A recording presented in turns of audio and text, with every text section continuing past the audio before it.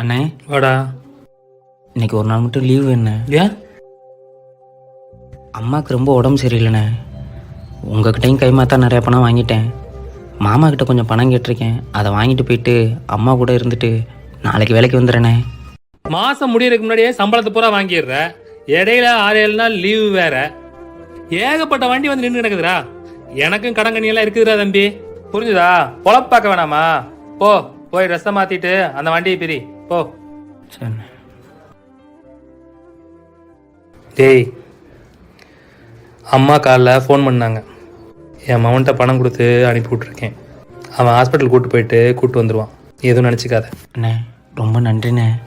டேய், என்கிட்ட நீ வேலை பார்த்துட்டு இருக்க. அதுக்காக உன்னை வாடா போடா நான் கூப்பிட்றேன், தம்பின்னு தானே கூப்பிட்றேன். அந்த வார்த்தை உள்ளிருந்து வர்றதுடா.